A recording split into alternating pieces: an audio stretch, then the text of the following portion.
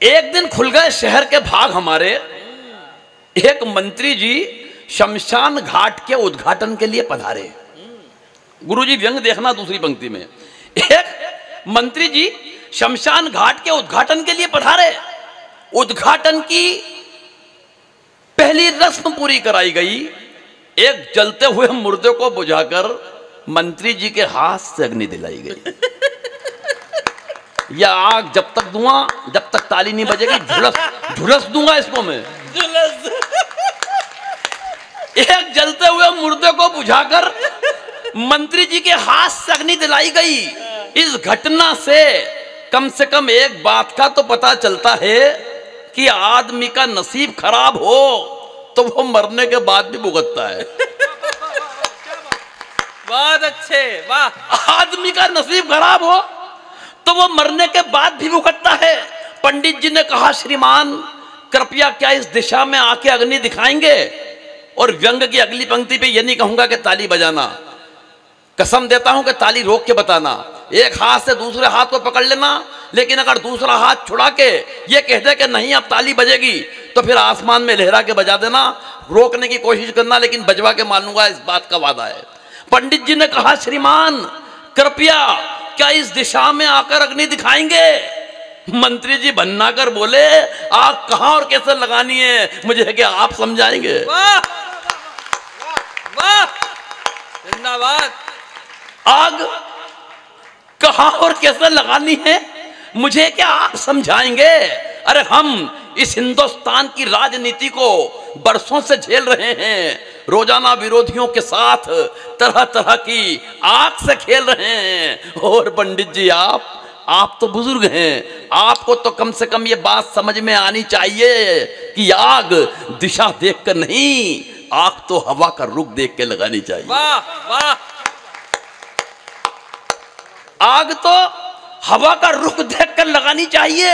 अरे इन मुर्दों से निपटने की हमारी समझ को आप बेवजह नजरअंदाज कर रहे हैं। अरे पंडित जी, वो हम ही तो हैं जो 70 बरस से इन मुर्दों पे राज कर रहे हैं। क्या बात है, वाह वाह वाह। 70 बरस से इन मुर्दों पे राज कर रहे हैं। काश मंत्री जी को पेट की आग और चूल्हे की आग के बारे में भी कुछ पता होता तो दोस्तों इस हिंदुस्तान का नक्शा कोई दूसरा हुआ होता। क्या बात है, वाह वाह वाह वाह वाह वाह। प्रणाम करता हूं आपको जिस तरीके से आपने व्यंग सुना। हालांकि नेताओं से अब इतनी तकलीफ बची नहीं है, क्योंकि आदमी में अकल आने लगी है और वो कहीं से भी आदमी ले लेता है, अकल ग्रहण कर लेता है। एक आदमी गांव का एक दुकानदार के पास पहुंचा शहर में कि कोई लेटेस्ट आइटम आई हो तो बताओ। दुकानदार ने कहा, यार लेटेस्ट तो कुछ नहीं है, लेकिन फ्रांस से एक चूहे की मूर्ति आई है। देखने में ऐसा लगता है जैसे जीवित चूहा हो। उस आदमी ने जैसे ही हाथ में वो मूर्ति ली दुकानदार से, तो ऐसा लगा कि हाथ में जीवित चूहा आ गया। उसने वो मूर्ति खरीद ली, लेके जैसे ही गांव पहुंचा तो उस चूहे को देखते ही गांव के जितने चूहे थे उसके पीछे लग गए। वो आदमी चलने लगा, चूहे चलने लगे। वो तेज चलने लगा, चूहे तेज चलने लगे। वो दौड़ने लगा, चूहे दौड़ने लगे। वो आदमी घबरा गया, उसकी कुछ समझ में नहीं आया। उसने वो मूर्ति उठाई और एक कुएं में फेंक दी। गुरुदेव, उस आदमी में अकल आ गई। वो वापस उस दुकानदार के पास गया और बोला, भाई साहब किसी नेता की मूर्ति है क्या?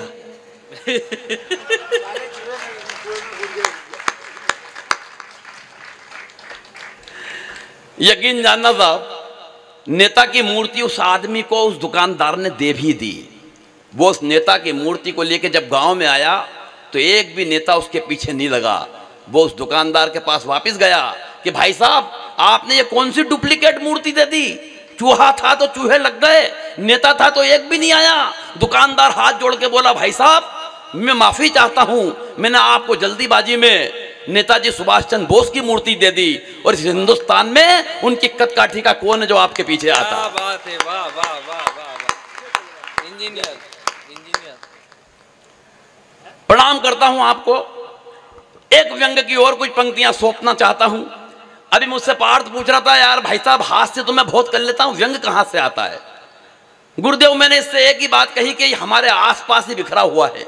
आपने पिछले दिनों अखबार में भी एक न्यूज पढ़ी होगी और टीवी के न्यूज चैनल्स में भी कई बार बताया गया कि हरियाणा के एक शहर में एक भैंसा 7 करोड़ रुपए में बिक गया।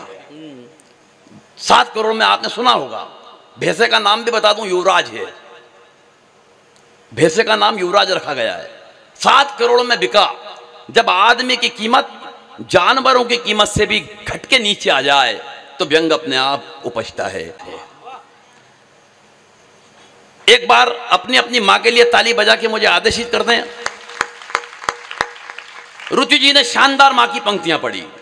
मैं कविता शुरू करने से पहले 4 पंक्तियां पढ़ता हूं और देखूंगा अगर आप तक मेरी बात पहुंचेगी तो मैं कविता शुरू कर दूंगा। स्वागत है। क्या बताऊं तुम्हें वो कहां कहां रखती है। जितनी महिलाएं यहां बैठी हैं, जितनी मेरी बहनें बैठी हैं, मेरी भाभियां बैठी हैं, मैं सबको प्रणाम करता हूं और एक कविता आपके भी समक्ष रखना चाहता हूं।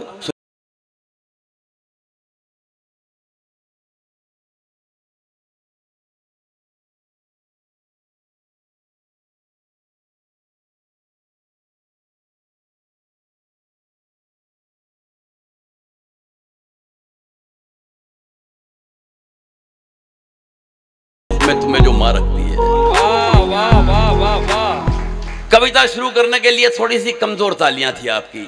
मैं और 4 पंक्ति पढ़ के कोशिश करता हूं, शायद मेरी बात आप तक पहुंचे तो मैं कविता शुरू करूं। एक भोपाल में कवि सम्मेलन था गुरुजी। मेरा एक मित्र है आलोक शर्मा, उसके घर रुक गया तो देखा उसकी 90 वर्ष की मां बढ़िया हालत में कामकाज कर रही। मन को अच्छा लगा। मैंने मित्र से पूछा, यार माँ जी के कारण कोई दिक्कत, कोई तकलीफ, कोई परेशानी? मित्र बोला, राठी भाई कोई दिक्कत नहीं है, बस एक तकलीफ है कि रात को नींद में बोलती बहुत है। मैंने घर आने के बाद 4 पंक्तियां लिखी, लेकिन चौथी पंक्ति के बाद एक दावा करता हूं कि चाहे गोविंद राठी आपको याद रहे न रहे, लेकिन अगर आपको आपकी माँ रात को नींद में बोलती हुई दिख गई तो आपको मैं भी याद आऊंगा, मेरी पंक्तियां भी याद आएंगी और श्रद्धा के साथ आप अपनी माँ के पांव चूम लेंगे। अगर शुरू करवाएंगे तो चौथी पंक्ति के बाद शुरू करवा देना कविता। जो उंगली हाथ से छूटे तो मायूं हड़बड़ाती है। जरा भाई पंक्तियां सुनना। जो उंगली हाथ से छूटे तो मायूं हड़बड़ाती है, बगैर पानी जैसे मछली कोई तड़फड़ाती है। जो उंगली हाथ से छूटे तो मायूं हड़बड़ाती है, बगैर पानी जैसे मछली कोई तड़फड़ाती है। वो सोते में भी करती है दुआएं बच्चों की खातिर, समझते हम ये हैं मां नींद में भी बड़बड़ाती है। वाह वाह वाह वाह, जिंदाबाद। क्या बात है राठी जी, वाह वाह वाह वाह। देश के लिए, इस भारत माता के लिए, इस मिट्टी के लिए, इस शहीदों के लिए कविता लिखने वाला मैं 4 पंक्तियां पढ़ रहा हूं कि बेवाएं शहीद का मस्तक बिलखती चूम लेती हैं। अगर चौथी पंक्ति लग जाए कि गोविंद राठी तुमने भी कुछ सही लिख दिया है तो तालियां उठे उस बड़े कवि के लिए।